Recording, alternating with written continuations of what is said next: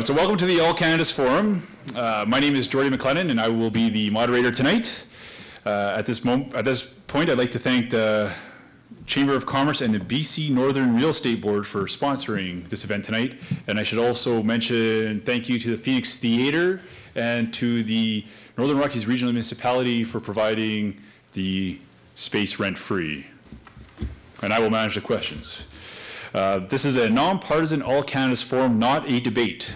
Each question may be directed to a specific candidate or all the candidates.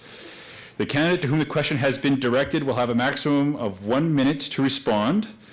And then if any of the other candidates would like to respond, they will also have a minute. There will be a chance for a rebuttal, but only 30 seconds. And as I have explained to the candidates, it's not meant to be a debate, but if there is a piece of information that is incorrect and you have to let us know that the piece of information that was given is incorrect, such as Arthur says Pat Pimm is 8 feet tall.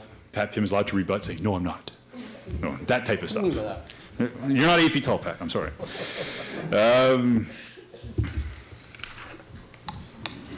Oh, if you're a new voter, does everybody know where to go register to vote?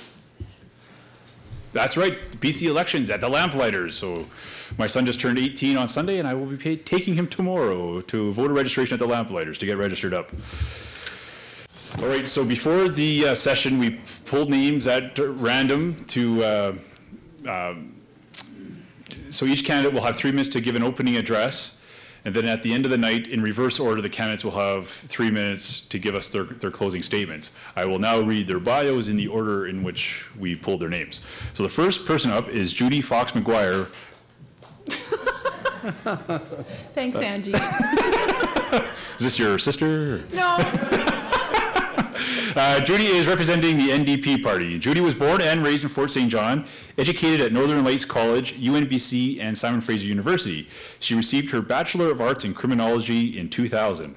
After graduation, Judy worked as an instructor at Northern Lights College and has been an adult probation officer for the past 10 years. Part of that time was spent in Fort Nelson working with clients in this community. Judy decided to enter politics at the urging of people who believe that her strong sense of community justice and social issues could be used to ensure that the voice of the people in the Peace River North is heard in Victoria. Judy is a mother of 4 children and believes that being of service to the community is the cornerstone of being an elected official. Arthur Hadland is an independent. Arthur is a lifelong resident of the Peace region. His dedication to our community has roots going back to his family's pioneering days in the 1920s and has served as a director of the Peace River Regional District since 2008. From 1974 to 1984, he was a district land manager of the McConaughey Creek, I can't read that word. Subdivision. What division? Subdivision. Very good. Arthur was chair and director of the North Peace Savings and Credit Union Board from 1984 to 1990. Arthur has a Bachelor of Science in Agriculture from UBC and is an active member of the BC Institute of Agrologists. He has received many awards and acclamations for his accomplishments, including the Provincial Agrologist of the Year Award in 2001. He was a founding member of the chair of the Coalition for Open Government and owned and operated Inter-Ag Consulting. An avid skier, Arthur was a member of the Canadian Ski Patrol and an active board member for the Big Bam Ski Hill in Taylor for over 20 years. Arthur and his wife Laurel own and manage a certified commercial grain and grass seed farm in the Baldonnel area. They have 4 children and 4 grandchildren. Pat Pimm, representing the BC Liberal Party and our current MLA. Pat was first elected MLA for the Peace River North in 2009 provincial election and has served as a chair of the Northern Caucus and currently sits on 2 select standing committees, Aboriginal Affairs and Finance and Government Services. Pat has served as a member of the Treasury Board and also as the Deputy Whip for the Government Caucus. A longtime resident of the Peace River region, Pat served 12 years as councillor for the city of Fort St. John from 1993 to 2005. For 6 years, he was chair of the City Hall's Finance Committee, responsible for overseeing the municipality's budget process. Pat is married to Judy and the father of 2 daughters and 2 sons. He is a longtime youth sports volunteer, having coached hockey, golf, and minor league fastball. He enjoys travel, curling, and playing hockey. So. Judy was the only person that got a clap, and Judy's the one that's first up.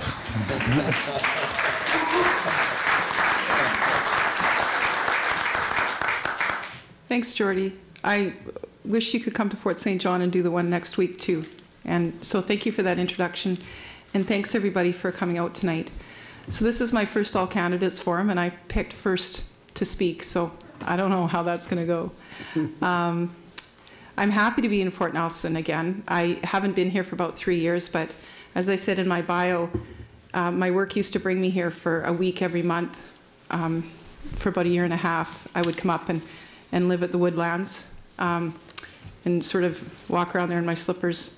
After a while, it was my second home. And the people in Fort Nelson have such a strong sense of community, and they, I have found, overcome some pretty incredible odds to make this community as strong as it is. I was talking to some members of the chamber today about, you know, we were allowed to use the bear pit to put on groups free of charge, and that doesn't happen in other places, and just the way the community comes together. I got into this because, well, and actually, I'll tell you a story. And I know I only have 3 minutes, Geordie, so I was driving to work one morning and I was listening to CBC radio, and your former mayor was on CBC radio talking about a young fellow who had an appendix attack and was waiting for an air ambulance for most of the day. And I couldn't believe it. You know, we really need to keep our northern communities strong. And the amount of money that's taken out of here and not given back, like, we have to fight for that. And that's why I'm involved in this. So tonight you can ask me some questions, and I'd be happy to talk to you anytime. I know people are worried about the economy. People are worried about what the NDP feels about the economy. And I want to answer those questions too. So that's it. You still have a minute and 19 seconds. Still have a minute and 19 seconds. All right, thank you for keeping that on time. Arthur. Thank you, Mr. Moderator, fellow candidates, and fellow citizens. An independent is about ideas, and it's about issues. And just a bit of background, independents actually ruled, I guess they were elected to this assembly, our government, back as far as from 1871 to 1903. That was the only form of government that we had. And then the party system started creeping in. It started with the Conservatives, and then it became the Liberals, later on the CCF. This, at least in my measure, there was a lot of acrimony, and things really did not work well, actually, until, and I'm not beating the drums for the Socreds, but actually W.A.C. Bennett did have a vision for this province. And he brought all of the factions together, and we actually had leadership for a period of, I don't know, 15, 20 years. But again, that party system, I think, fell apart. And that's where I'm at today. I've actually considered the party system to have failed. It doesn't respond to the constituents. The individual MLAs, as good intentioned as they are, they do have to pay or be obedient to the party leader. If they are not, they are whipped into line. And that's where it falls apart, because we're basically ruled by Southern policies. The Southern policies are what guides Fort Nelson, it guides Fort St. John, it guides the whole of the province. And really, we are different, we have different needs, and that's why I'm running as an independent. An independent is unfettered. It is a harder struggle to be an independent, I recognize that, but we have 3 examples in the legislature right now. And they're the voices that are heard. They can speak up on issues, whether it's forestry, different transportation, whatever. Those kind of issues they will bring forward. The thing that really has concerned me, and this is about hope. We don't have the hope that we, or sorry, that's not right. I think everybody hopes. Hope is a very precious commodity. Out in the lobby, if you look, you'll see we have a graph we put together, and it shows the escalating debt of this province. During the last NDP era, it was about 33 billion. Today, it is about 66, and it's climbing. And just to finish that off, I think there's many things can be done for Fort Nelson. Really, the forestry issue is a big one. We have to have a provincial policy that really drives the natural gas utilization and natural gas domestically as well as export. So anyhow, that's sort of an overview of things. I have a number of other things in the platform too that you can read. But thank you, Mr. Moderator. Thank you.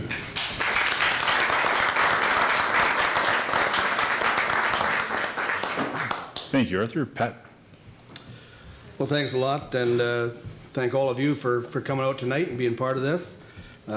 Geordie mentioned earlier that I'm the MLA. He's not actually right. I'm unemployed as of the 16th of April, so I'm the former MLA, and hoping that you folks will re-elect me and give me that job back.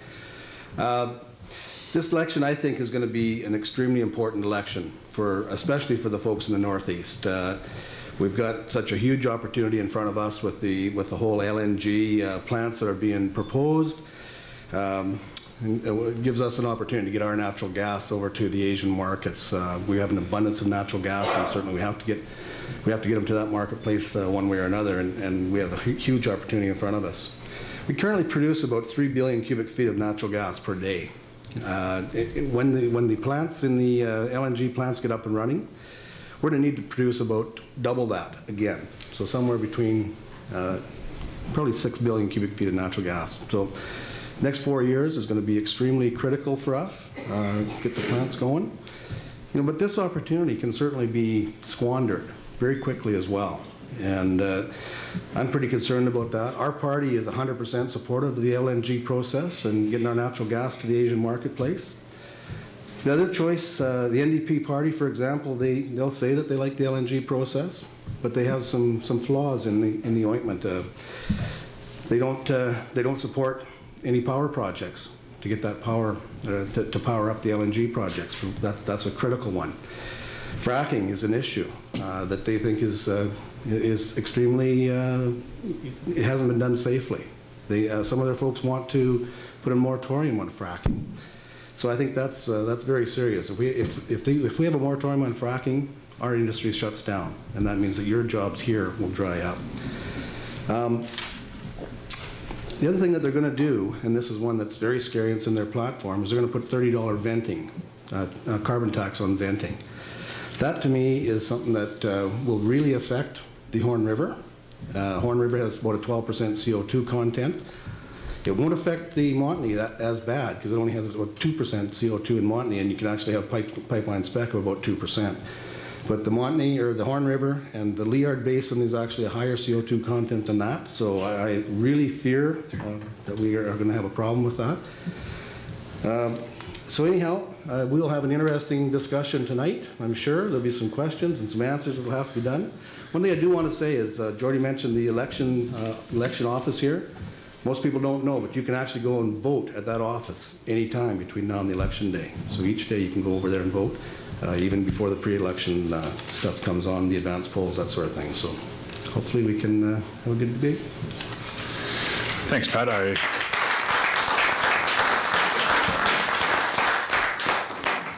As I was reading your bio, I was wondering if you were going to correct me on your current joblessness. So I'm glad you did. Is there any questions from the crowd? Come on, people. I don't have any, Bev didn't give me any pre-questions, so somebody's got to stand up to the microphone. This is getting awkward.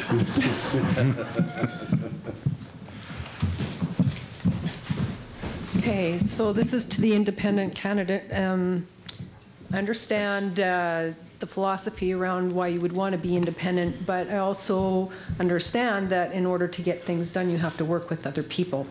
So as an independent, how are you going to get the rest of the government members on board and make things happen for our area? Well, I have never been in the Legislative Assembly, but my past experience is if you have issues that are pertinent to a community, you can bring them forward and you can get resolutions. So I feel quite comfortable in communicating with whomever, whether it's be the Liberal government or the New Democrats, or maybe we'll have the balance of power, the independents that are elected. So there are options there. I realize it's not easy. There's some doubts. The only thing is I would encourage everybody is to think about change. Try a new idea. Thank you. I do have a question for it is directed at the NDP candidate. Mr. Dix has promised a variety of things to the tune of over $2 billion. Where is the money going to come from? Well, one of the things that the New Democratic Party noticed right at the offset is the nervousness of people in British Columbia about their platform and about their economic policies. So they were very, very sure at the beginning that we're going to tell people what we're going to do, how we're going to do it, and how we're going to pay for it. And the first plank of the platform was actually the economic platform. And if you look on our website, it's on there. The spending will be paid for. It's been costed, and it shows with each plank of the platform that's being rolled out, it says the cost right on there. So as it's phased in, it tells you how it's going to be paid for. So if you do the math, which I'm sure that the other candidates and the other parties are doing every day, and we know that. We know we're subject to a lot of scrutiny financially. It's on there. And if there's any specific questions on the economic platform, I can try to answer them for you. Did I make it? Thank you. That's a minute. Because that question was directed to the NDP specifically, I'll move on. Kathy was first. Kathy, go ahead. Okay. Hello. My question is directed to the Independent. Actually has to do with fracking. Mr. Pimm mentioned that the Liberal Party they are not calling for a moratorium on fracking. I was at a session at the Coastal First Nations where Adrian Dix and John Horgan presented, and they made it loud and clear that they are not supporting a moratorium on fracking. They also see value in the LNG plants. So, Mr. Hadland, so with the proposed LNG plants, they're saying they're going to need the equivalent of 5 Site C dams in order to provide enough power to power up those 5 LNG plants they're looking at the Northwest Coast. So what is your position on fracking and the LNG plants? Thank you. I think that just address fracking first.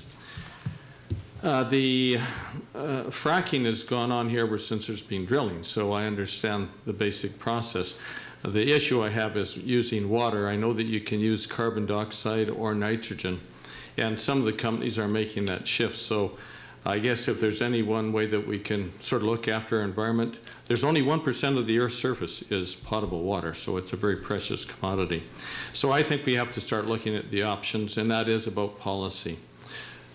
Your second question was the LNG. Powering the LNG.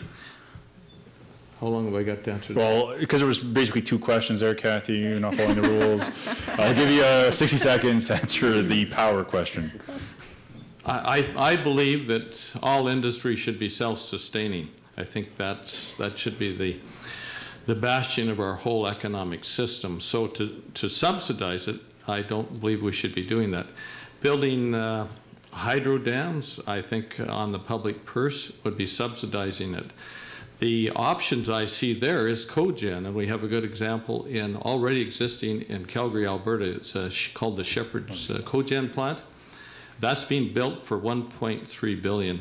Site C we know will be at least $8 billion. So if you're a business person, that business case is pretty obvious right there.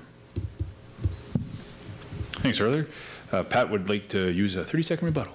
I'd like to just add a little bit. You know, our party, you have one grid in the province. We have one grid that services the residential population. It serves the industry. It serves everybody out there. We don't separate between industry and residents. W.A.C. Bennett had a vision when he first had the dam built. We've got 2 dams on the river now. And realistically, each one of these plants, there could be 4 plants, they are going to need somewhere between 200 and 500 megawatts of power. And we are going to have to get that power from somewhere. Cogeneration is something that our government has already said that we're going to utilize for topping up the power for the industry. And that was something that I actually got our minister to look at and put into the natural gas strategy and the strategy for the LNG process. Must really be making you guys nervous. You're all looking at me. Judy? I just wanted to, and thank you for clarifying the position on fracking. We are not calling for a moratorium on fracking at all. but we want to make sure that there's some review and that landowners and people that are stakeholders, especially in sensitive areas like this, have a say in that. I think that's really important.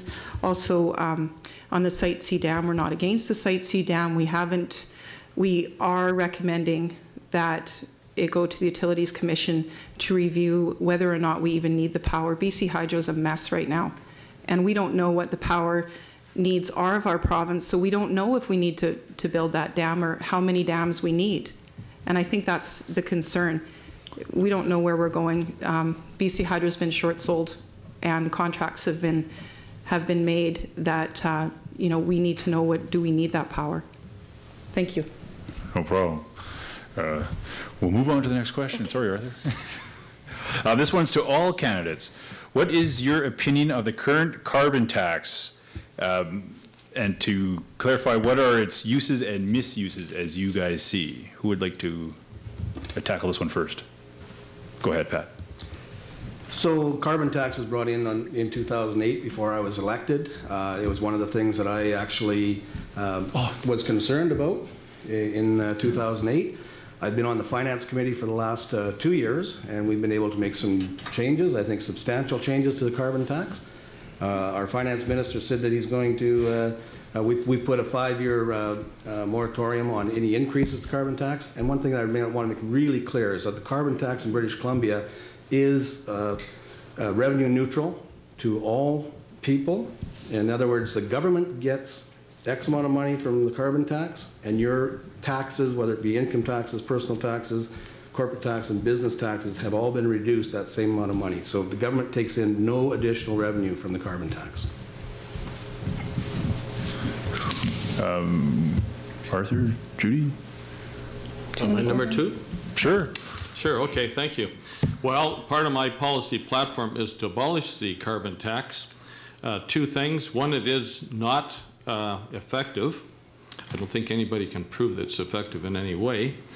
It creates a non-competitive environment. We actually have currently about a 15% disadvantage with our Alberta neighbors. And I consider it a bit of a shell game. I don't know how anybody else can figure out the Pacific Carbon Trust, but it certainly seems like a shell game to me. The information I have is that the beneficiaries are in Canada, Can4, Inter4. There's a number of companies that are benefiting from that tax. They gain with the idea that they're supposed to do a cleaner job for the environment. I think we all try to do a cleaner job for the environment. We're all recyclers, most of us in our homes. I doubt if there's a person here who isn't. But it isn't revenue neutral because there's $1.5 billion in that budget. And that, it comes off out of the paychecks of individual citizens, whether it's a veteran, seniors, single moms. And I don't think that it's doing a darn thing. My parents have... you heard that, right? Oops. You heard the minute? Oh, was it the minute? Okay, thank you. That's fine. Yep, covers it up. Judy. Well, yes, the carbon tax. When it first came in, the NDP were opposed to the carbon tax.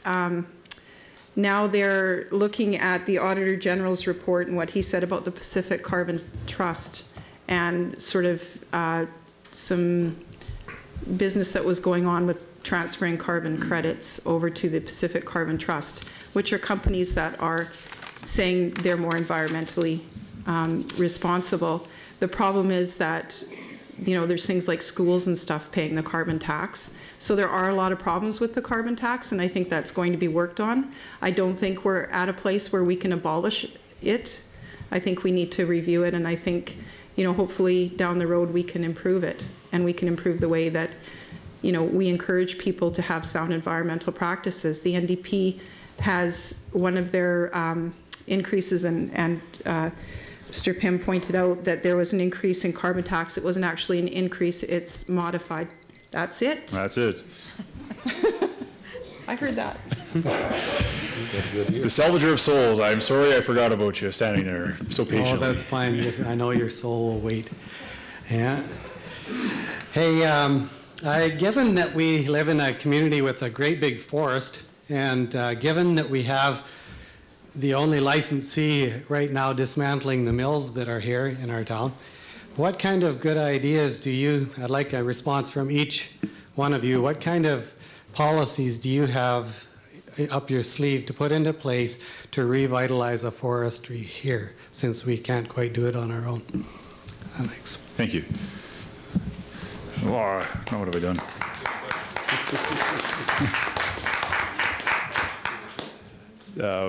I guess Pat was first time. We'll go Arthur first this time. Thank you for that question. I like you, am concerned. I think all economies need to have sort of more pillars than just one. I think you can have agriculture here on a modest scale, natural gas, which is an up and down cyclical thing, which will benefit this community. But I think the solid part of your community will be forestry. And I think you have the perfect vehicle with it, with the your regional municipality.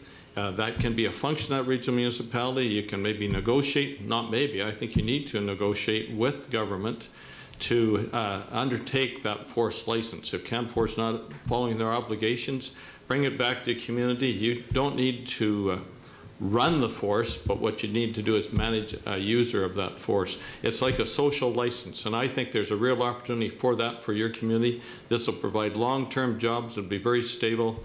It's just like agriculture in other areas. It's sort of be the foundation of your economy. Perfect. Exactly a minute. Judy. Well, I agree that forestry is important, and also agree with Arthur that we need more than just LNG. We can't just rely on one industry. We've seen that go up and down, and we know where that's going to take us. Forestry was a really important part of Fort Nelson at one time.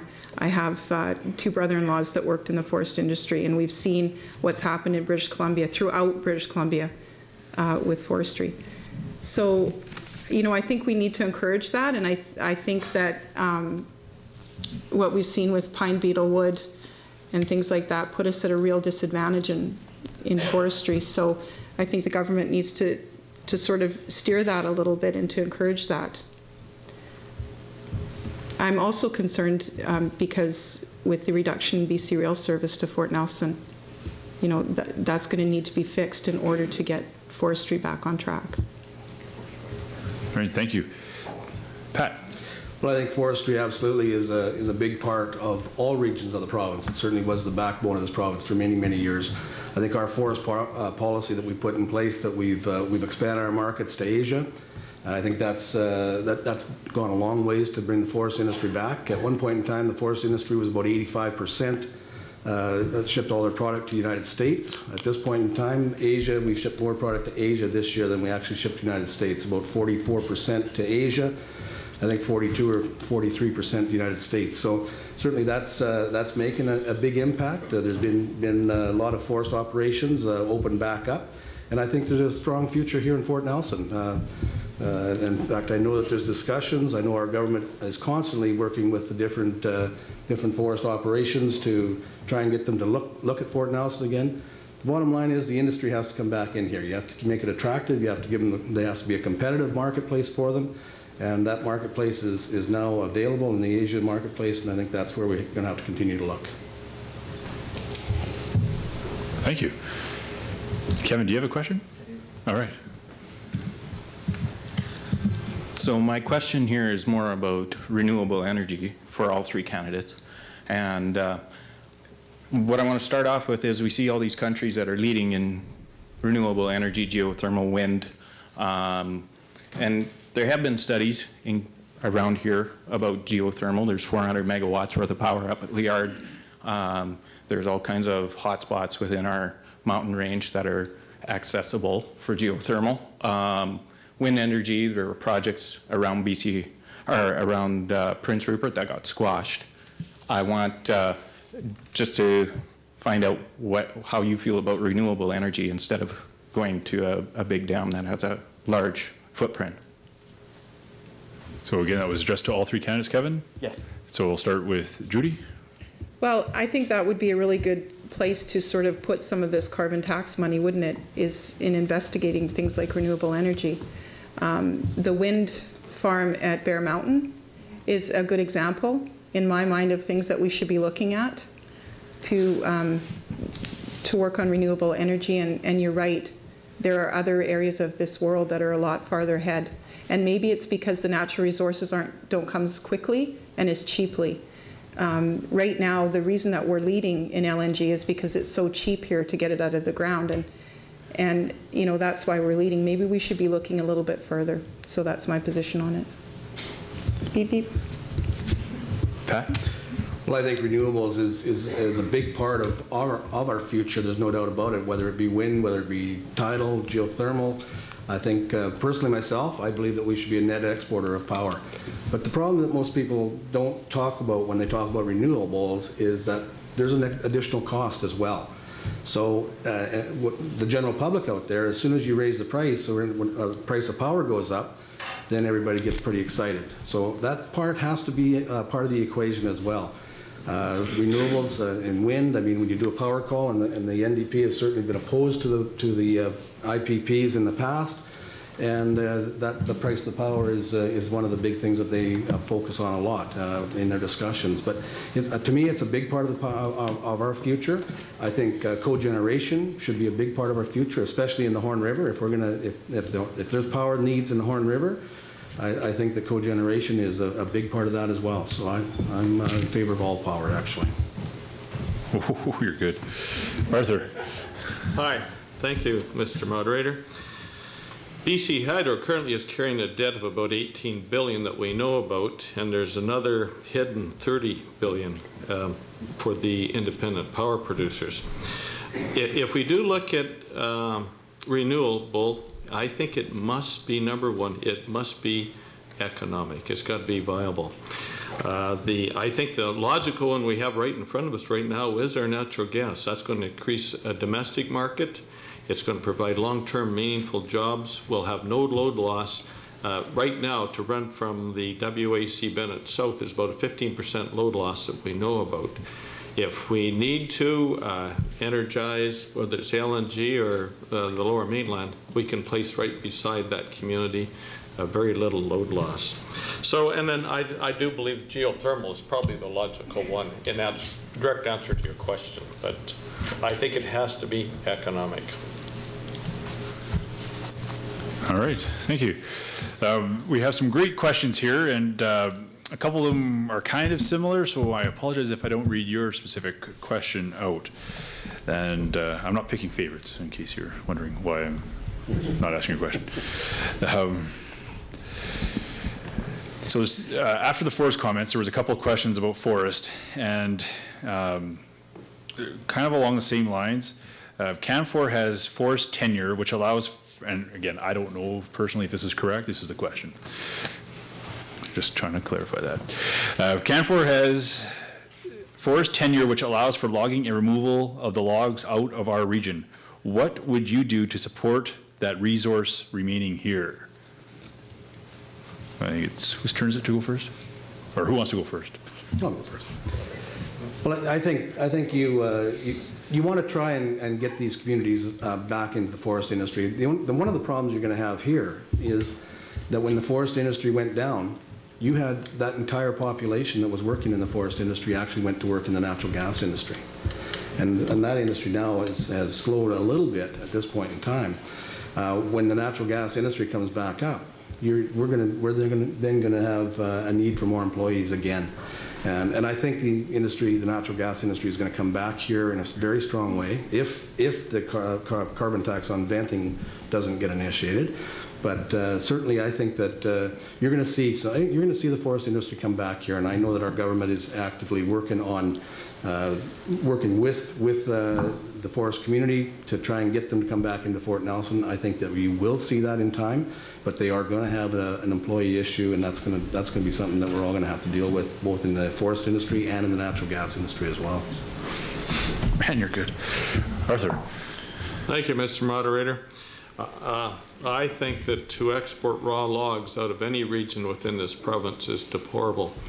We do need to look after long-term meaningful jobs for our communities, number one. And the only way we can do that is to look at those tenures. Those tenures were put in place with a purpose. The purpose was to have manufacturing within a region. If that commitment is not being made, then I think that has to be addressed. And that's why I mentioned, I think that your regional municipality has a real golden opportunity to take over and say, we are going to run this industry in our region, for the benefit of our region. We actually do it a little bit with the elevator in Fort St. John. The farmers there bought an elevator and they leased it out to Viterra. It works very effectively. It's not a function of the region, but it is a function of the farm organization. You can do the same thing here. I think you need to do it. Judy? Well, I think the NDP has been very clear on their position on raw log exports and how they're wrong. I also am concerned about one company having tenure on forests in an area, and I think that needs to be looked at. Because what that means is that if you're not a large company like Canfor, then you just don't have a chance. So there were some people that had tenure up here that were canceled years ago, and they're still fighting to get them back. So I'm not really briefed on that, but I do know what our policy is on forestry, and that we need to revitalize that economy. We can't just rely on LNG. You know, there are workers that were put out of forestry, and some of them found a job in LNG, and some of them just moved away. Thank you. Pat has requested a 30-second rebuttal. I just want to touch on the raw log exports, and most of the raw log exports comes from the coastal communities. And quite frankly, if it wasn't for some of the raw log exports that are happening now, you wouldn't have had very many jobs at all in the forest industry in the Lower Mainland and on the island. And when you talk to those folks, most of it's coming from the private sector. Most of it's coming from the forests owned by the public on their own lands. But if there wasn't those opportunities, there wouldn't be anybody working in the Lower Mainland in the raw exports. So we've got a pretty good policy that's a balanced policy, and I think you have to have some export of that.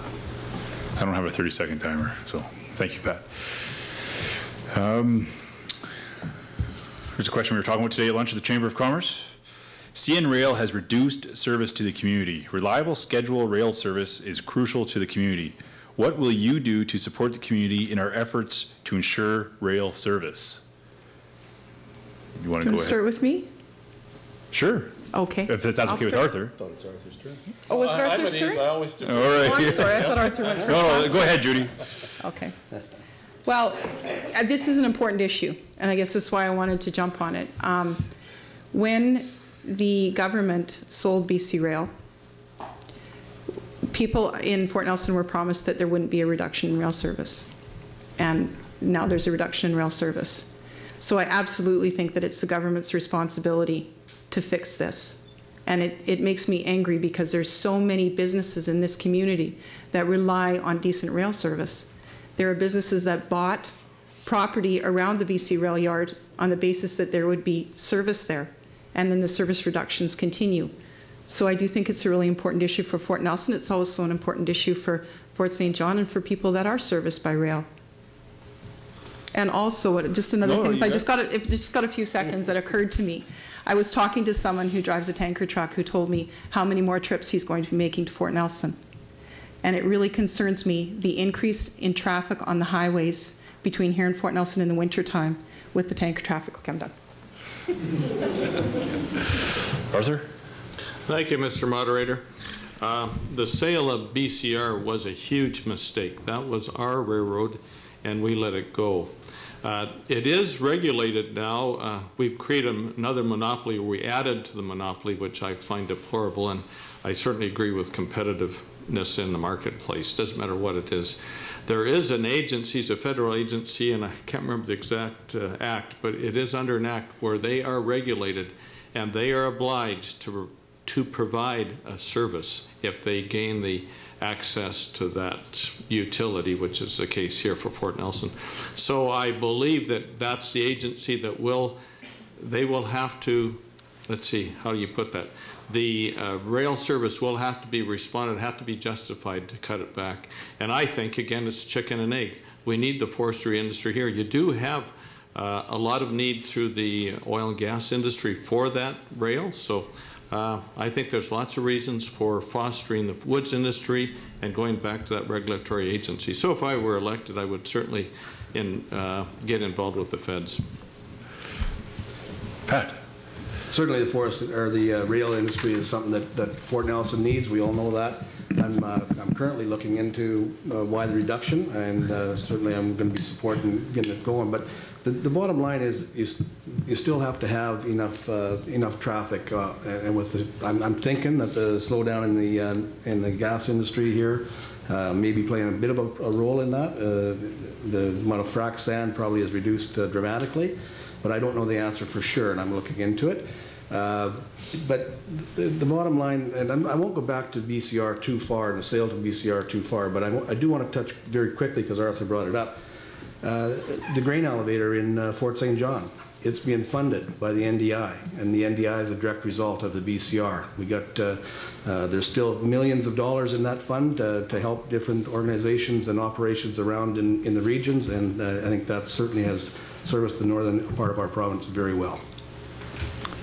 Man, are you good? No, I'm just saying he must be a Toastmaster. I mean, his timing is unreal. 1 minute thing. There is a... Because I only talk for 1 minute at a time. Is that right, Jody? So there's a question here, and it's an important question. There's 4 parts to it, and I apologize to the person that asked the question. I will ask one part of the question if we have time. We'll get to more parts of the question. So there has been a lot of talk about business/industry, which is very important. I would like to hear the candidates' positions on social issues. Now, there's 4 things that have been brought up here: BC's shocking poverty rates, shortfalls in funding for public education, housing, support for seniors, and health care.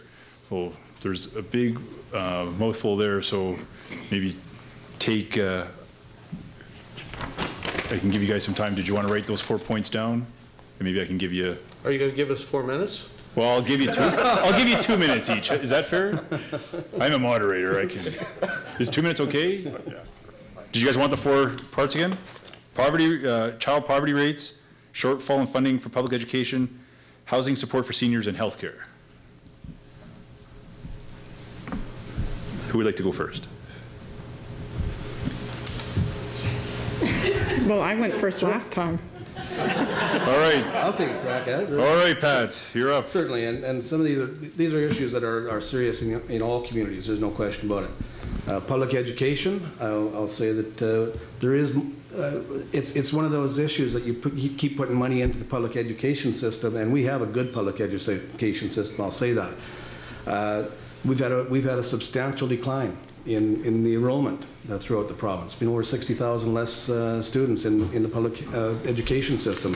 So on a per capita basis, the education system is getting more funding all the time than it had in the past. Supports for seniors, you're constantly going to need seniors housing supports.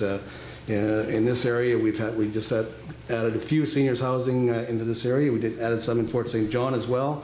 Heritage 3 was put into Fort St. John. We now have the new hospital in Fort St. John, which added 123 beds to the facility down there for seniors. That helps this region. But what that did is it also opened up the old care home, and there's some opportunities there that can be developed either on a private basis.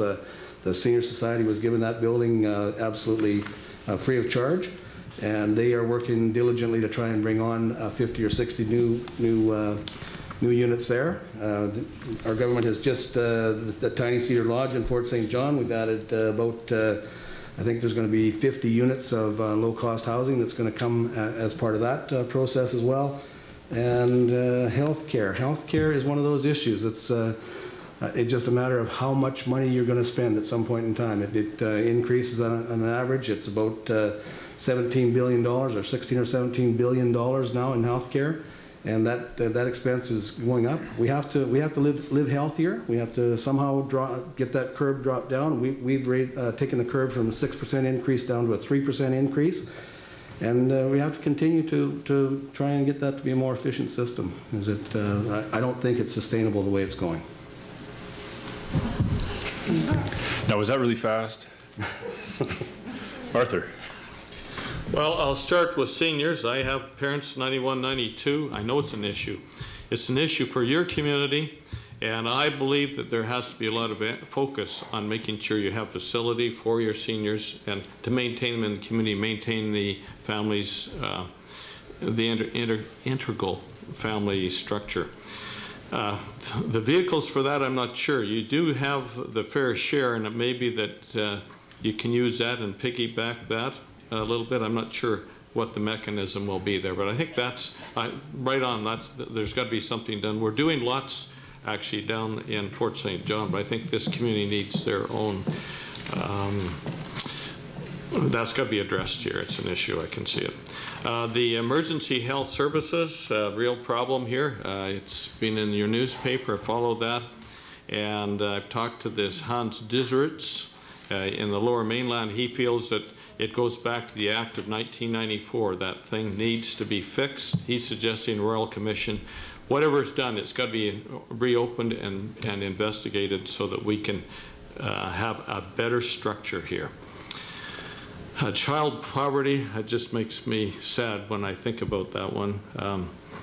I just don't know. I guess I don't have the background to address that one, but I think that definitely we need to put that in right in the front of our radar and start looking. But I think it goes back to the families. If you have employment for families, you have education for families, those things will go a long ways, but that's part of addressing that.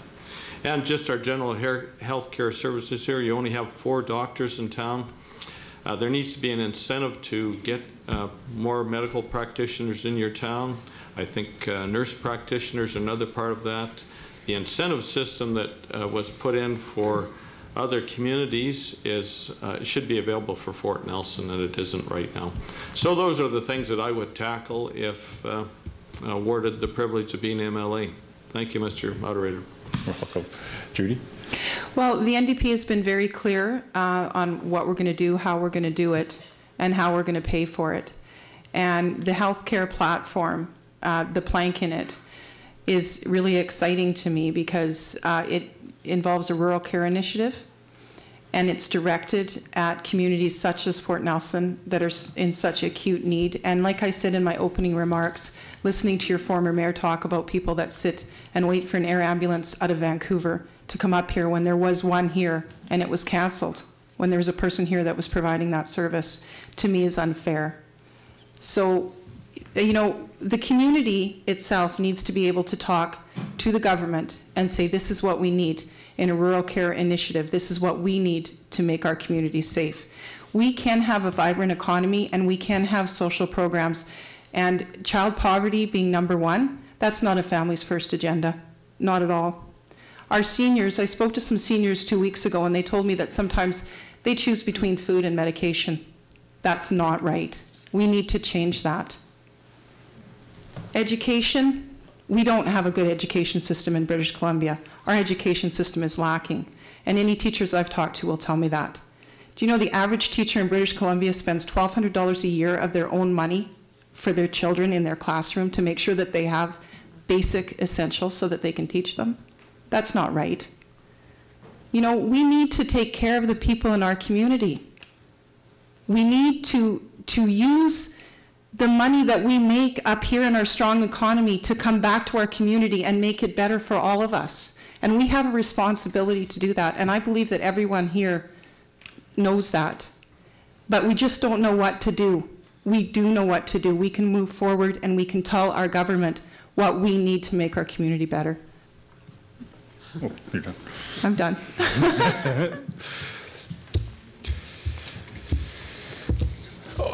Mrs. Cote has been standing there and I've not paid attention. Sorry. So that's all right because this question now fits perfectly in the theme. I'm a member of the local hospice palliative care program in this town, and we are a nonprofit organization, as they all are around the province. Recently, the government awarded or announced that there would be an $8 million funding given in the Vancouver coastal regions and a $2 million boost to build a center, a care center, and an end-of-life care center. And that's great. But what are you going to do for us? In the northern communities, we are struggling, and we'll have to close our doors if we don't get more funding. And this is for all candidates. Arthur, you're up. Sure. Thank you. That's one dear to my heart also. I've had some life experiences with that, and there is no facilities in our region to the south, and I hear from you here. So if there's, that's another, they're all priorities, but anyhow, that is very important to community, and I think that people have the right to end their lives in dignity, and there should be funding. If I'm in a position, I would certainly work with the communities to make sure that there's sufficient.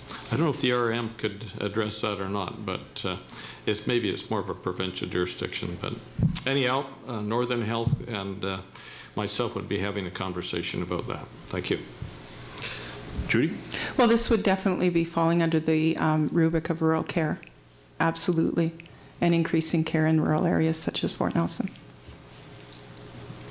Pat?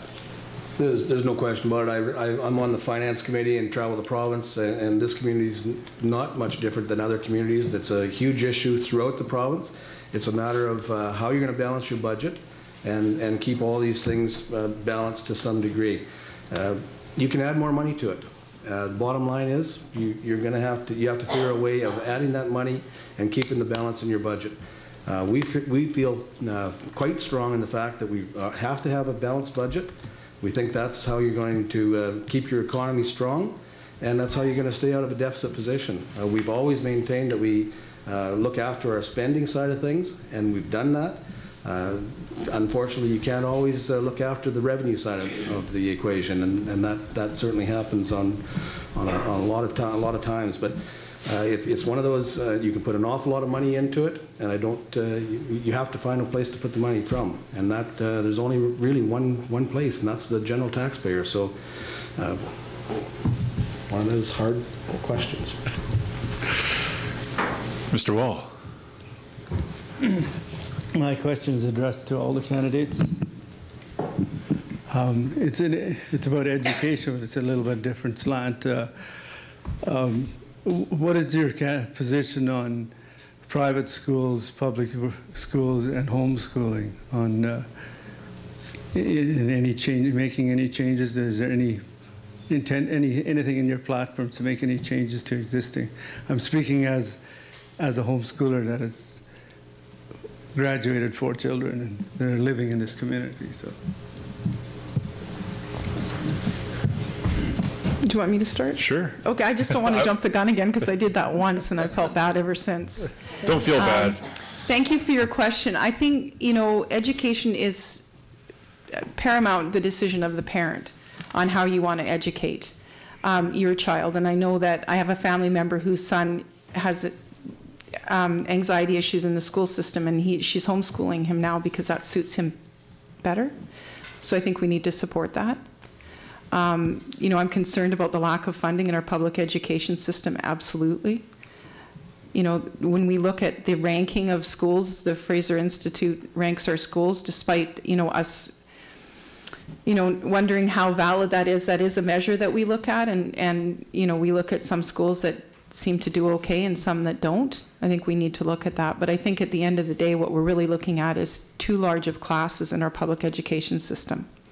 But I think homeschooling is an option, and good for you for having the patience. I have 4 children, and I don't know if I could have homeschooled them. Some days just getting them to school was kind of a relief. Pat. Well, thanks for the question. It is a good question. The private system seems to be certainly excelling, and we do fund the private system 50% of what the public system gets. And I think you have to be careful with the amount of funding you have. I think we have a very strong public system. I think that there's always some issues, and some of the kids that need a little extra help. That certainly you have to be very aware of where they're at. I don't think that you're going to see our government put any more money into the private system. I think they certainly want to focus on the public system. But again, I touched on it earlier. As more people go into the private system, as there's more homeschooling, it takes numbers away from the public system, and that puts a strain on the system as well. But there's certainly areas that have to be, you have to do some public school or some homeschooling. I think you have to look at the internet system and make sure that that's up to speed so you can do a better job of homeschooling. Arthur. Thank you, Mr. Moderator. Just so everyone may recall, Einstein actually failed grade 3, and then he chased around. He basically became self-educated. So I believe in flexibility in education. I like your question about the private people, the private schooling or training, is because those people are the most independent people I've ever ran into. So that's got a good accord with me. Maybe we have more of them, we'll have more independent candidates. But anyhow, there has to be flexibility. But I will support our public school system. I think it does a pretty good job. It could do better. There are changes that are happening every day that I see are positive. I think school district number 60 has been doing a good job. I'm not as familiar with yours here. Is it school district number 81 here? Mm-hmm. Yes, it is. Yeah, thank you. Yeah, I couldn't comment past that, but thank you. All right. Nobody's standing up. Oh, Tom Roy wants to stand up, but he doesn't want to stand there for too long. All right. I work in the emergency services. Most people know who I am in the community. I kind of want to swing it back towards health services, particularly the area that I spend a lot of time dealing with, and that's mental health issues and addictions and substance abuse. We deal with the same people over and over and over on a daily basis. We're dealing with a fella today that we've dealt with many, many times before simply because there's a lack of services available. They warehouse them in the hospital here for a few days, and then they release them back onto the street, and the emergency services have to deal with them again and again and again because we don't have the proper services here. Or the answer is to send them to Fort St. John or Dawson Creek for a few days where they're basically warehoused and provided some counseling, and then they're returned to the community and we deal with them again over and over.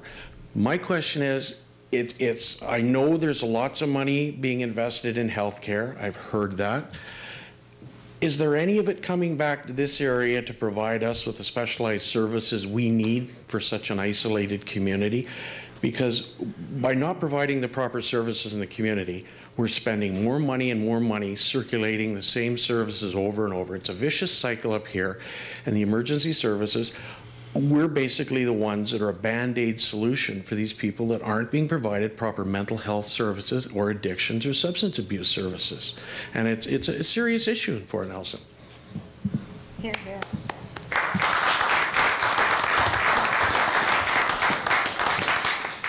Thank you, Tom. Pat, it's your turn to go first. You absolutely hit it on the nose. I mean, there's no doubt that it's a serious issue all over. It's serious in Fort St. John. We don't have a facility there either, and it's serious throughout the province. And how do you get folks through it? I mean, even where they have good services, it's still a major issue. They'll go through. You'll get put into a facility. You can go there for 30 days, get through a program, and a lot of folks end up back in the same program again and again and again. It's a serious issue. I wish I had a good answer for you. I'll be very honest with you. I don't have a good answer. And, you know, I think you just have to continue to keep trying to move things forward. I know in Fort St. John now, they're trying to get a facility up and running. They don't have a good facility there either. Lots of times we have to go. I mean, there's some good facilities. In Prince George, they have a great facility. I went and toured that. But again, it's a long ways from here. So. Arthur? Mental health is probably has brushed all of us. Trying to deal with it is a serious problem in my experiences. And I'm actually going to parody Pat. I think the only thing that I can see is that we need to engage the whole of the community to figure out if there are solutions. The few times I've been aware of problems solved is actually the people were removed from the environment, and they did much better outside the environment. I don't know. It's so variable with all individuals. You have addictive behavior. We have an initiative going on in the north of Fort St. John now to set up a private facility to deal with addictive behavior, but that's not always mental health, although sometimes maybe it is, but it is a serious problem. I don't have an answer either. Pat and I are on the same page on that one, but we do have to work towards a solution because the people need and deserve that help.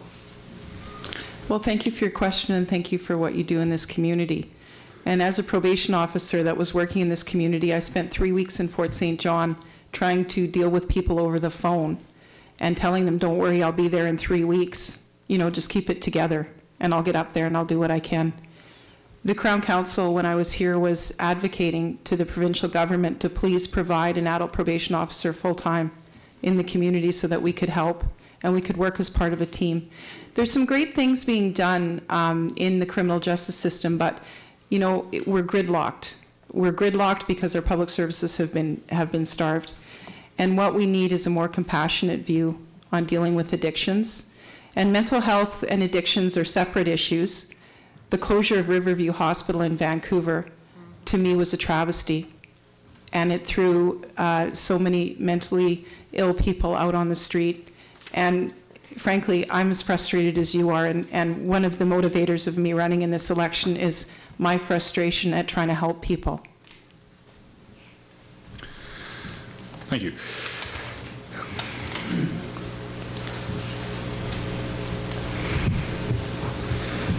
This one's for Mr. Pimm, and I think it's a clarification on the comment that you made in regards to the education system, Pat. Do you think there's a correlation between the degradation of the public school system and the increased enrollment in private schools / home schools?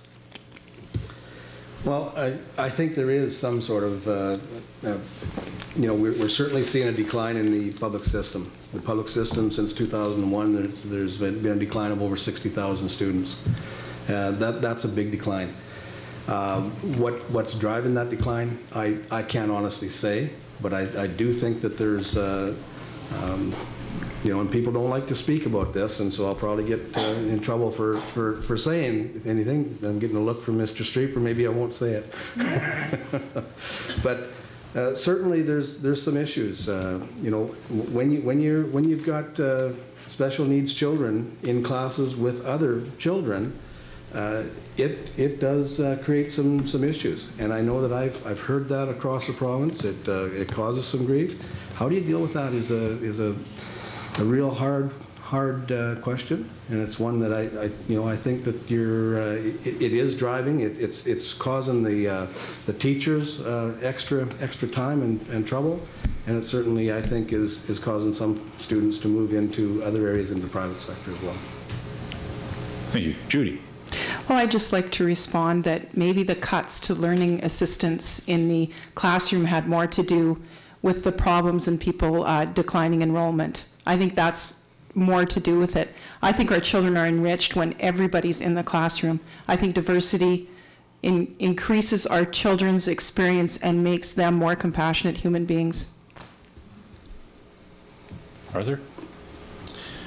Well, having had a child who was disabled, went through the system, I think the system does work, but I think there is not a recognition that there has to be that extra assistance in the classroom. And I certainly do agree with Judy on this one, is that if you include all of us in the community, and I'm thinking of the classroom as a community, there is a compassion, the understanding that goes with you throughout your whole life.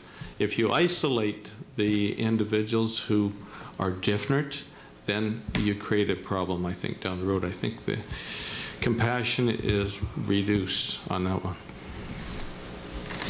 I'm sorry, I don't know your name. It's Angie. Angie. Hi, Angie Panolis. I actually work for School District 59, and my heart's pounding here, so I'm trying to calm down. I guess my question, because I have to frame it in a question, is do you see any possibility of increased funding to our school districts? I've worked almost 20 years for School District 59, working with severely special needs children, very successfully integrated throughout the classroom, the community, and our area.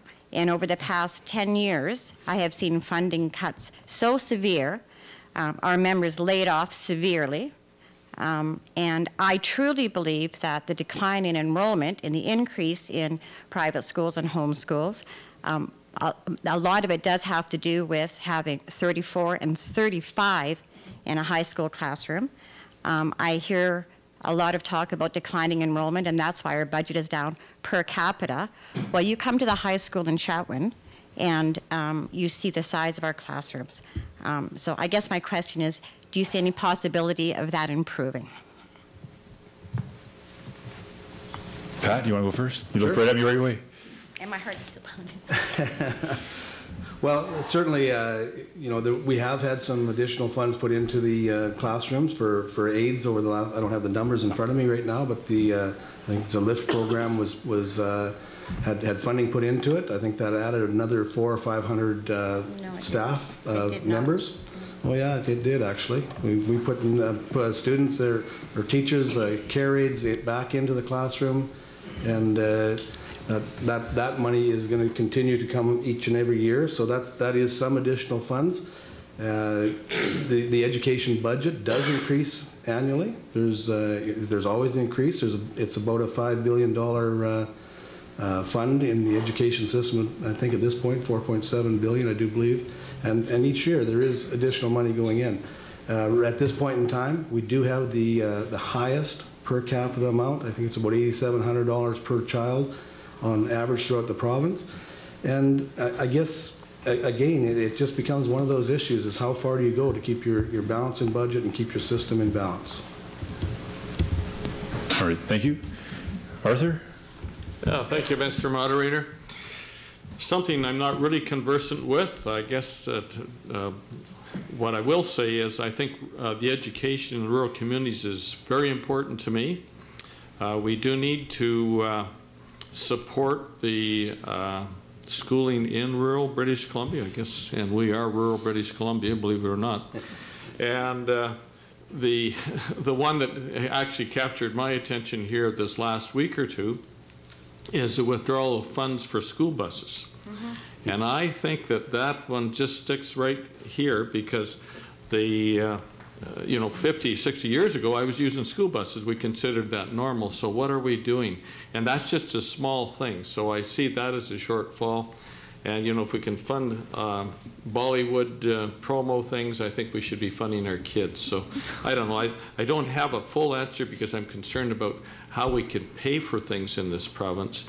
But cutting back, at least that one was obvious to me. Thank you. Judy. Well, I guess it depends on what your priorities are. And, as Arthur pointed out, there was a different priority about a month ago with the Bollywood Awards show. And it didn't go to the education of our children.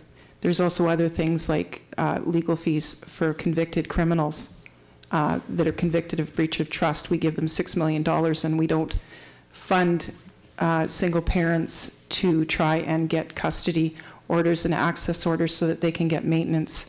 We also don't support our children in their education and the busing. And Andrew Petter, the president of Simon Fraser University, said something really good the other day. I was listening to him, and he said, pretty soon we're going to have jobs with no people and people with no jobs, because we're not funding education, we're not funding skills training in this province. And I think that's why it's important to go with a government that's going to change the direction slowly, practically, and move us in a direction where we have a better community. Thank you.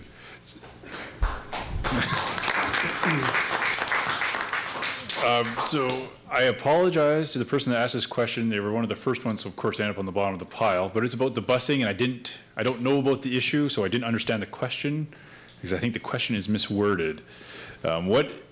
So I'll direct this to all the candidates. What is your opinion about the proposal, school bus service being charged for by parents? I think parents being charged for school bus service is how it is to read. Mm-hmm. So Arthur. Well, I've already addressed that, Mr. Moderator. That I believe should be reinstated. I don't think there should be any cutback in the busing service. I don't think should be another tax put back on the people to look after the bus service themselves. So that one, I just was absolutely appalled that we would consider doing that. It is rural British Columbia and our rural communities are threatened at all times. There's this great emphasis on consolidation. The larger centers are where it's at, and I don't believe that. I think the strength in British Columbia, strength in Canada for that matter, is supporting our rural communities. And if we don't have little things like school bus service, I think we're diminishing again and disrespecting our rural communities. Judy? Well, yesterday I was at a grade 6 class in an elementary school. They're doing a student votes project, so they asked the candidates to come in and speak to them.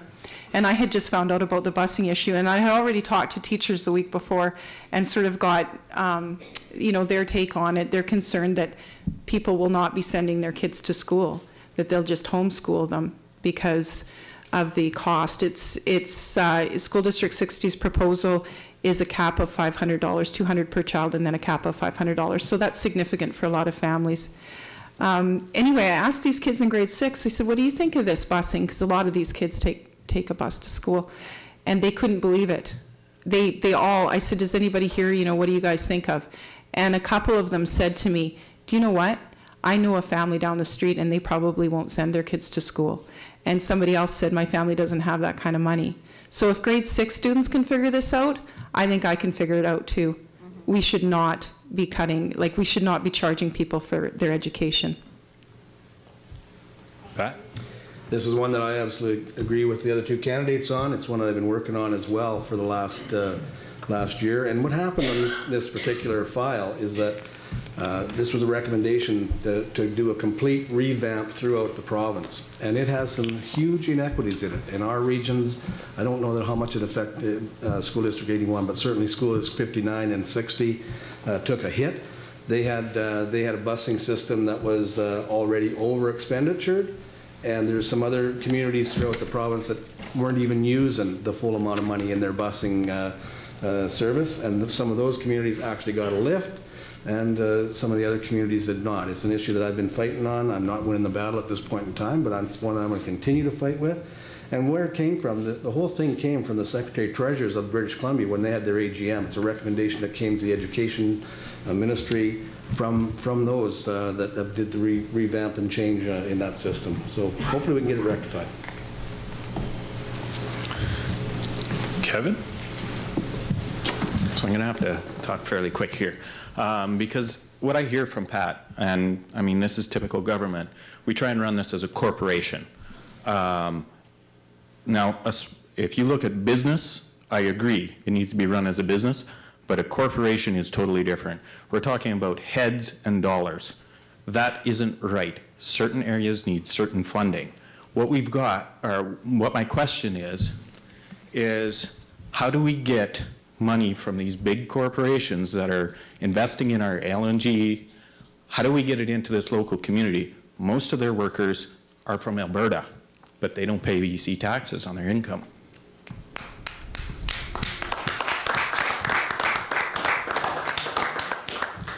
Well, that certainly is a big issue. It's one that it's been that one's been fought for a long time. I've certainly fought very hard to get some sort of local program with the communities. I think you have to go right to the top. I think CAP has to get involved in this whole thing, because the whole fly in, fly out to me doesn't work. It actually it drives things the other direction. In fact, we now start seeing people that are living in the communities actually going to live in a different community and flying back in here. That to me is unacceptable. We have to do something, but it can't just be in Canada that does it, because if Canada puts that policy in place, as Spectra had in the past, they move next door and they go to work for Apache. And that's a problem. It has to be capped down.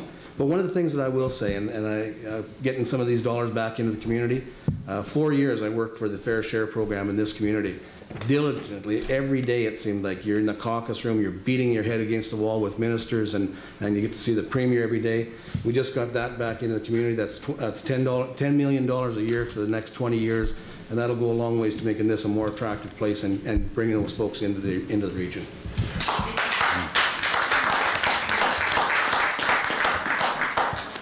And I apologize to Judy, but I think Kevin was looking at Pat. That whole question is why Pat took over. Can I respond?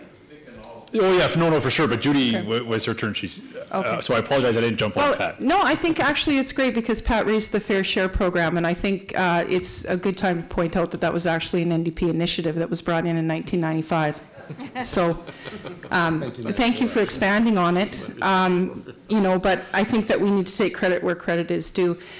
I think, you know, the whole issue of making sure that we're on a level playing field and people that are coming in here from Alberta and working here and then taking their money and going out, that started, you know, there was a couple years ago with the TILMA, which really made it so that on job sites you'd see more Alberta trucks than you would BC trucks, and that was something that was brought to my attention by some family members that work in the oil patch. And they said, you know, I went on a job today and I was the only BC plate on the place. I don't think that's, you know, we have to make sure that they run under our rules if they're going to run here, and that we're all on an even playing field. And I think corporations need to be held to task. Chaos. Arthur. Thank you, Mr. Moderator. I don't know if I have a solution, but I have an idea, and independence is about issues and ideas. And I think that we have to look at government policy. We have a 15% economic disadvantage or tax disadvantage with Alberta. We know that. I get that many times. It varies up to as high as 17, depending on who you're talking to. The idea that I had is, why wouldn't we maybe lobby for, or maybe through the RM here, whatever, put together a package that says, let's make this an economic development zone that does away with most of these extra taxes. And that puts us on a level playing field with Alberta. I'm sure there'll be all kinds of nuances and criticism of that suggestion, but it may have some merit because TILMA, in my view, is not working. It isn't working, so it really does disadvantage all of our local contractors and the individual employees out there. And our money is not, the wealth that we have is diverted to Alberta. I really think that's a problem, and maybe that's at least an idea or a germ of an idea for a solution. So, thank you, Mr. Chairman. You're welcome, and I think Pat wants to clarify a piece of information, Pat? I would like to, yeah. Okay, you got 30 seconds. Absolutely, and I want to bring that up. Thank Judy for bringing up the Fair Share. Was under our former government, and I was part of a local council that worked 12 years to get this Fair Share underway. But I also want to bring up the fact that there was $45 million put into the system in the 90s, and there have been $353 million put into the system under this government. And that's absolutely worth noting. $39 million back into the Peace Country this year for the communities down there, $19.5 million to Fort St. John. All right, that's 30. And now $10 million a year coming to Fort Nelson. So I'm very proud of that. All right. So this isn't a debate, but Judy, This isn't a debate, but I just wanted to respond to that because it was raised. You know, back then the price of heavy oil was pretty low when the Fair Share, you know, agreement was instituted, and we've seen it increase as the revenue increased, and I think that's great. Oh, thank you. That was it. And working for an insurance provider in the province, I think British Columbia has the best auto insurance program in North America, and we're all suffering when there's Alberta plates in the oil patch. Ah. I'm the only one that thinks that we have the best insurance system in North America? Yeah. Come on.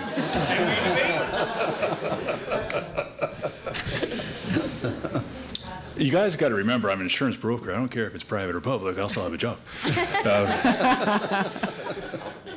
As everyone knows, we have issues in our town attracting and retaining medical providers, doctors, and other technicians. What policy or plans do you have to correct that issue in Fort Nelson? Judy, I'll leave you first. Well, the Rural Care Initiative is more about bringing all kinds of medical practitioners here. So it would be, you know, the doctors and nurses, et cetera. But I think what really attracts people and keeps people here is a sense of community once they get here. So a strong, vibrant community where, you know, people enjoy living here and they're not wanting to get out of Fort Nelson or spend 2 years here and then leave, which we see in Fort St. John as well. So I think, you know, it's really about what we have to offer people when they come here. And And really, you know, there was a joke in our office that if we could get people married when they came up here and young and single at a university, if we could marry them off to a local person, then we'd probably keep them. So we all became instant matchmakers. And that's worked quite well. We've also recruited from the local college. You know, that recruits. So if you have education and skills training in your community, you can usually get people that live in the community and have an investment, grew up there, and want to stay in the community. So that works. Pat? Well, I'm certainly glad to see that Fort Nelson has got 2 new doctors coming in as we speak. It's been an issue that's been ongoing for a long time. Unfortunately, Fort St. John is 2 doctors shorter as a result of it. But it's an issue. I personally believe that you should go back to the old billing number system, and I've been pushing and fighting for that. I don't know if I'm ever going to get there. It's been ruled unconstitutional apparently, but it seems to me that if you had a billing number, that when somebody gets out of the when they graduate from their education system, oh, there's a billing number in Fort Nelson. If you want to charge the system, you get to go to work in Fort Nelson. And instead, you don't go to work in Vancouver, so because there's no billing numbers down there. So that's something that I've pushed and supported and will continue to push, but I don't think it's going to get us to where we need to be. Arthur. Thank you, Mr. Moderator. Well, I think it's obvious. One of the things that keeps a community together is strong economy, and that's why I'll come back to that thing with forestry. I really think it's imperative that we get that thing back on the rails. We do need more land here. I know you need more land for residential development. I think you got to get the price down, and I have some ideas about how that could be accomplished. And you need that balanced economy. You got forestry, the natural gas industry, a little bit of oil, and I think agriculture needs to be promoted. You get those things. I think Dr. Kenyon, when he was in town, was very keen on agriculture, so we have to provide those kind of options. The interests that the medical practitioners think that they have some access to. So, and then of course the theaters, and you've got a fine theater here, so it's here. It's just the part of the package I think is the economy. Thank you. There's a question here, and I've snickered at it because it picks on Arthur. He said something, I think we all caught it in the crowd, so I'm going to pick on Arthur, but it's addressed to all. Arthur mentioned that we all recycle. That is a great assumption. In our community, we have no recycling facility and need to hold monthly event to collect recyclables. How would you help the community in this regard? There you go. Never get too broad-minded in your encompassing people in the presentation. Well, we're recyclers at home. We do have a wonderful system in the North Peace and in the Dawson Creek area too, but that comes from the people. The system that worked there was all volunteer for a long time, and now the RD, and maybe in this instance be the RM, we actually fund them. There's funds provided. So I would suggest that it is part of your service infrastructure, and whomever is interested in recycling should approach the RM. There is monies available now, and it's not a lot of money we provide, but it's enough to provide the incentive to really carry on with the recycle program.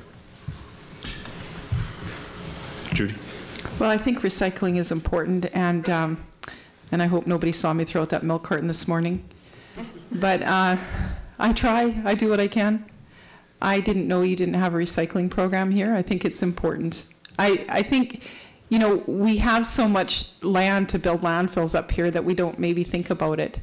But I think, you know, recycling isn't too hard to do, and it's kind of an easy fix. Pat? I too am guilty. Didn't know there was. I feel as bad as Arthur. That's not what I do. But certainly, I think all communities should be recycling. I do believe that. I'm one of the ones that I'm probably a little bit guilty on not doing as much recycling myself. My wife looks after that for me. Does a pretty good job of it, I must say. But and I'm not sure if it's the regional district that should be a part of that program or not. I mean, you are paying for the product when you get it from the store, so there should be some opportunities to get that money back. But certainly, hopefully we can get something looked at. It's something that I haven't looked at at all. So if I get reelected, I'll put it on my agenda as well to have a look at. Well, that's all we can ask is you guys actually look at it. Is there? How do you, so this question is to everyone, and I can't remember whose turn it is to go first. Is it Arthur's turn or Judy's turn? I think I went last time. Oh, so it's Pat's turn. So Pat, pay attention.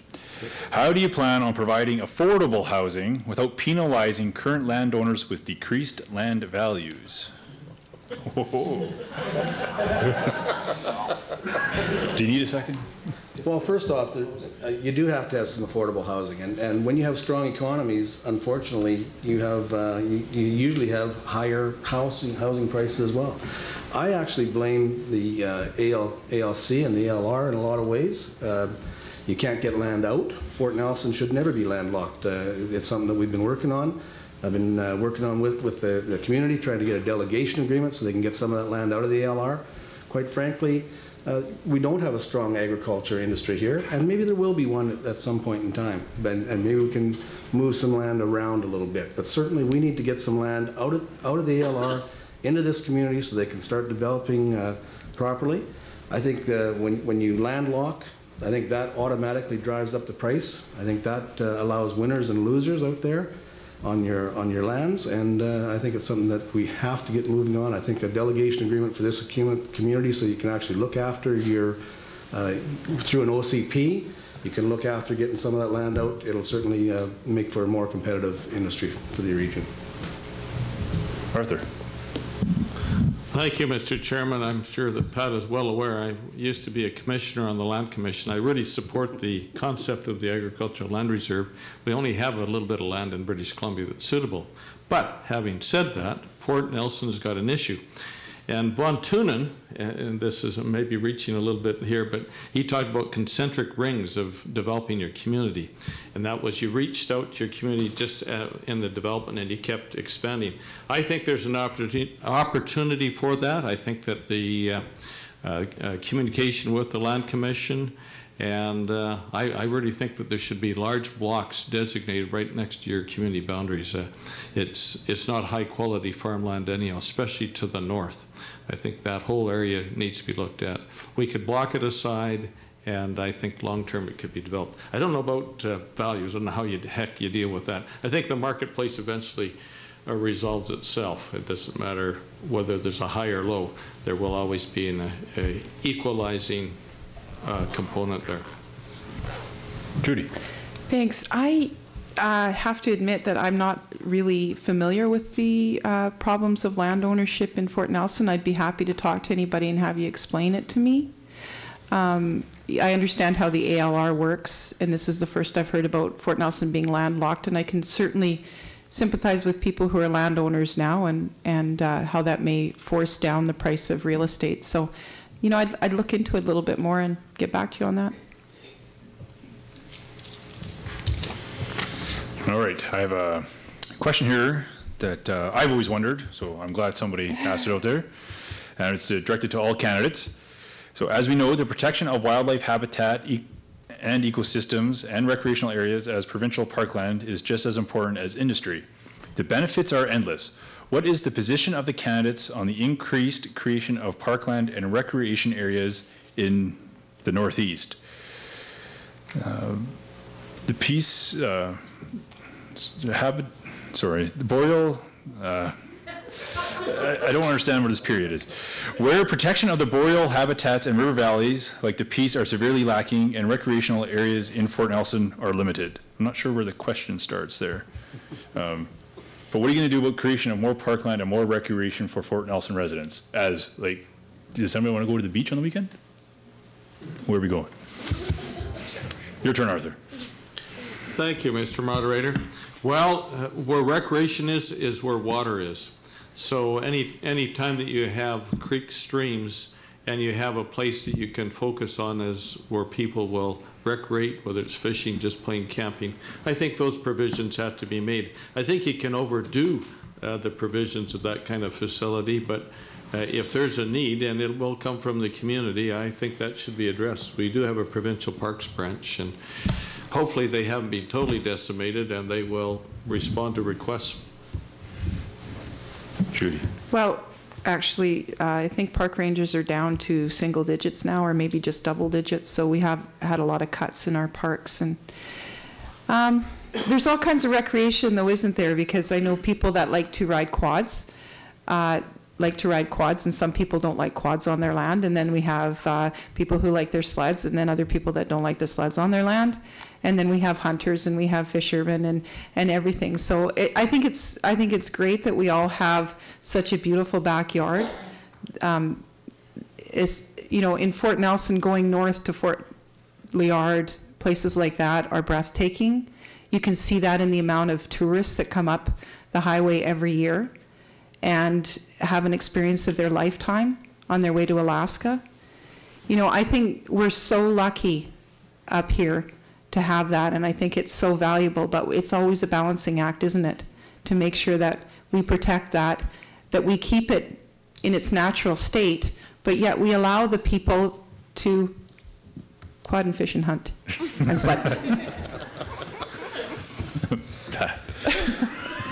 Well, I didn't know that we didn't have a vast area for recreation and that sort of thing. Am I in favor of more parkland? No, I'm not, actually. We have about over 13, just about 14% of the province is parkland now.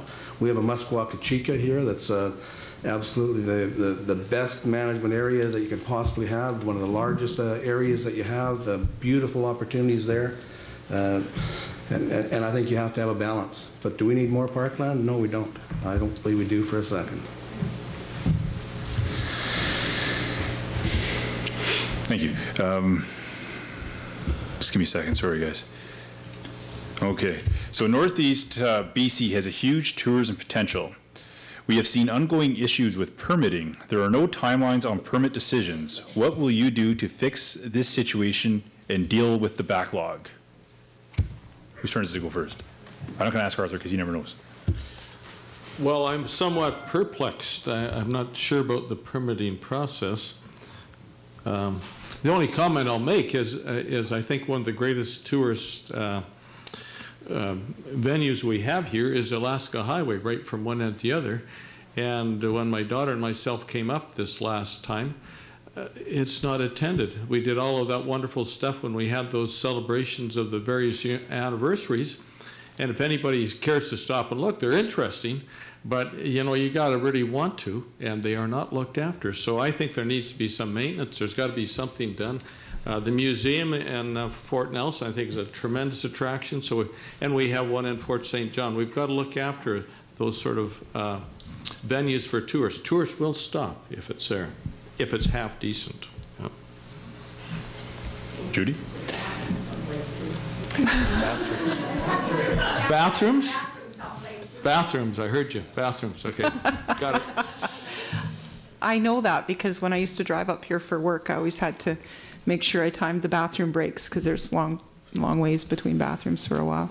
I think, tourism is such a huge and untapped, really, potential for this area. There's caravan after caravan of motorhomes going up to Alaska and taking advantage of that. When you get down to southern British Columbia, you just really see more things for tourists, and maybe that's really kind of a renewable resource, isn't it? Is having an increase in tourism. I think Dawson Creek's done a really good job of doing that whole Mile Zero thing. They have a lot of tourists start from there. Unfortunately, they just keep going through Fort St. John because that's only an hour away, so they don't stop there, but they likely stop here. I'm good. Well, permitting, I happen to know quite a bit about this, actually, because for the last year, that's about all I did was work on permits, and I probably know exactly where this question came from, in fact. But we've had agreements with First Nations, and some of these agreements have been very onerous for the First Nations and for our own government employees as well, trying to get some of these permitting done. I don't know how many of you know this, but if you're an outfitter, you could have as many as 30 permits to go and get your operation moving. You have an occupation permit. You have to have a a land permit. If you happen to be in the park, you have the park permit. You have to have a permit for your assistants. So each one of your anglers, each one of your assistant guides, you have to have a permit for. And it goes on and on. So it's onerous process for the First Nations. It's onerous for us. We've worked on the agreements. I can tell you that the agreements have become they're better agreements now. And the First Nations have played a big part in that, trying to get these permits and the agreements managed and brought up to modern language that work better for everybody. Thank you. Okay. I only have one question left, so if somebody wants to stand up or start putting pen to paper. How will you ensure you represent the community first and not special interest first? Judy's turn. Well, the community is my special interest, so I'm not sure how I wouldn't put the community first. I think that that's what it's about. I think I'm asking you to vote for me because you believe that I'm going to represent your best interests, and it's as simple as that. I will represent your best interests. I can represent your best interests. Done? All right. Pat? Well, that's all I've ever done is get the community. Communities first is my whole objective. When I was on city council, we fought for a fair share program. We got a fair share program that allows the money to come back into your communities, and it builds a stronger infrastructure. I'm really looking forward for Fort Nelson now. I think this community has been left behind by successive governments, in fact, since 1971. And finally, to get them some fair share funds. It's not called fair share, but I'm going to call it fair share funds to get them to have some money coming back into this community to the tune of $10 million a year. That's huge for this region. I think you're going to be able to build a very attractive community, and really looking forward to what you do with those funds.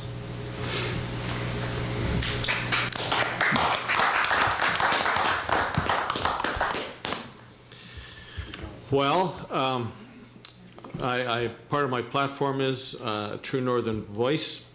I really feel, with all due deference to my fellow candidates, that the party system celebrates or focuses on Southern policies.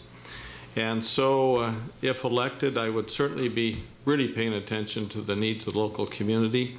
Constituents would be first. It is the purest form of democracy is the independent. The party system diminishes that, and they're fettered by the commitments they make to the party system and by the sort of whipping system that's done within. So as an unfettered voice, I would represent the communities to my best advantage. Thank you, Mr. Moderator. Thank you. All right, you're looking at the time. I realize that you guys have asked questions perfectly, because we are now ready to get to the final statements from each of our candidates in reverse order of how they spoke to first. So I believe Pat Pimm would be up first. Well, thank you very much, and thanks to everybody that came out tonight, and thanks to the other candidates. I know it's a big job putting your name forward. Over the last 4 years, I certainly know it pays a toll on your family. It takes your time, and certainly good on you for putting your names forward and run for this position. I do know it's going to be this is going to be an election about what party is going to best be able to manage you as you move forward. Do you want it to be a government that's going to balance your budgets, keep a strong economy moving? I think that's very critical. Restrain spending, that's certainly part of our platform. I want to touch a little bit on what one of the candidates has said here about the independents. Our party, we are allowed to vote our minds, and we do that. We have several members that vote their minds on a lot of different occasions. But I can tell you this: where you make things happen is in that caucus room. When you've got 45 people in that caucus room and you've got 20 ministers in that caucus room, that's where you can make a difference. When you beat on them every day, that's how you make a difference. That's how we got the funding for the fair share in this community. It wasn't from a 15-minute meeting that you get once every month or whatever with a minister. You have to be in there meeting with those guys every day. And just a little story, when Blair Leckstrom when he decided that he didn't want to be in cabinet and he decided to become an independent, he said, I didn't know how fast I could lose 45 friends. He said, I don't even get an opportunity to talk to anybody anymore. So it's something that, you know, it's very good to have that independence, but it's extremely hard to get things accomplished without being in that caucus room. So I'm going to be in that caucus room. I'm going to continue to fight for my northern communities, and I want you to put an X beside my name when it comes May 14th. Thank you.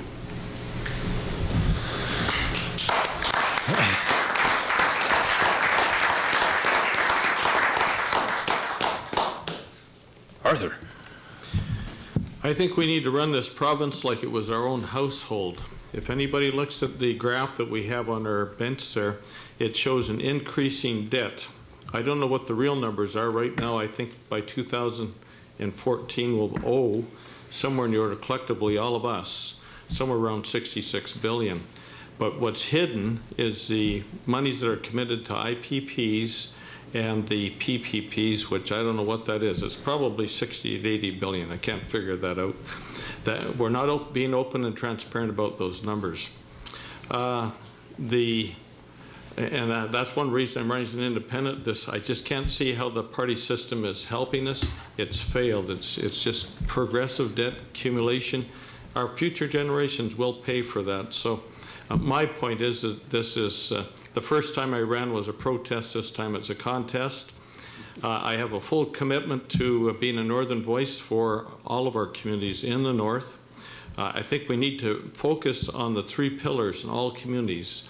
The natural gas industry, the petroleum industry, the forestry industry, and the agricultural industry. And Fort Nelson is no different than any other. It'll be a little bit different mix. But I think one of the key right now, and that'll have the most momentum, I think, for your community, is to focus on that forestry. And I think that can be done through the RRM. So in summary, I encourage everybody to get out and vote. There's 85 constituencies in this province. Last time, this was the lowest. It was 40%. I don't know if that shows a lack of hope, a lack of interest, or everybody thinks it's all right. But I would encourage everybody to get out and vote. I'm one option. There's two other options. But whatever you do, let's do better than 40%. We were the bottom of the rung the last time. Thank you, Mr. Moderator.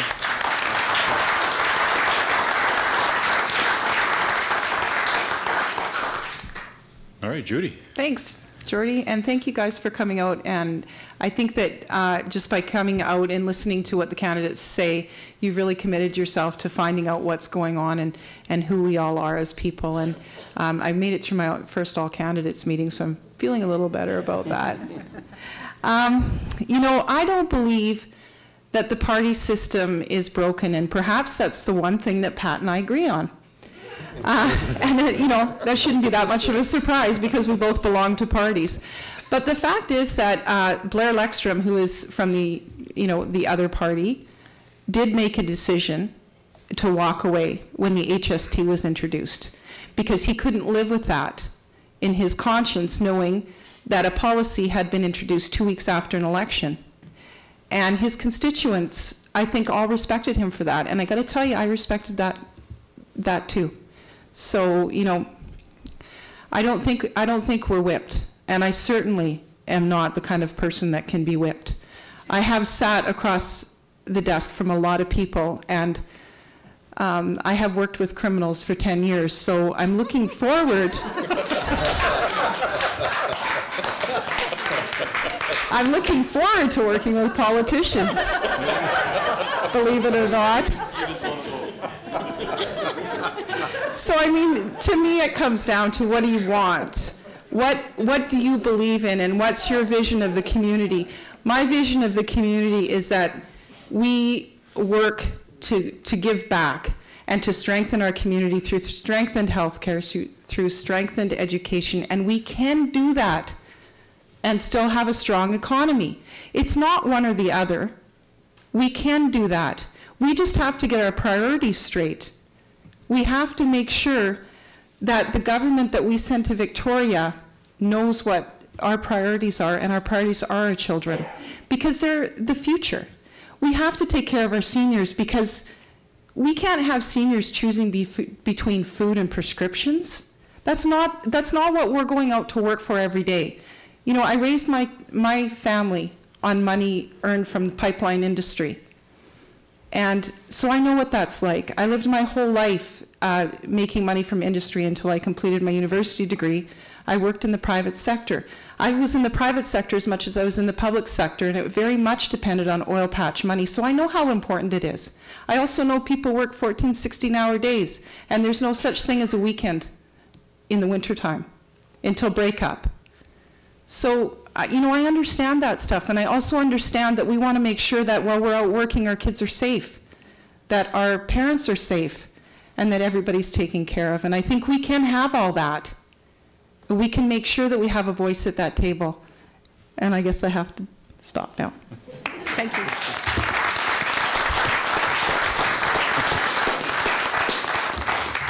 Well, as your moderator this evening, I really appreciate the three of you. You guys were fantastic to try and keep under control, because you kept yourselves under control, so thank you. I'd like to thank everybody here in the crowd tonight. I'm sorry if I picked on you or if you felt picked on, but you guys were great. I love the people that are in this room, and please ask your friends. 40% was the turnout rate in our area last time. Please talk to 10 people and get those 6 people out to the polls on May 14th. I get that date right? Yes, well, I meant to get those other, please get out and vote on May 14th. I believe the candidates are going to be hanging around for a few minutes. Well, you can't get rid of us, we're politicians. So, yeah, so if you have a discussion, if you have a discussion and your heart's still beating about something, please feel free to address the 3 candidates. And you 3, thank you so much for coming to Fort Nelson. Thank you, Geordie. You're not bad for an insurance guy. And as everybody knows, we are isolated. We don't get people here very often, so you are going to have a lot of talking tonight. Excellent. So. Yes, well, I do. We'll be back. We'll be back.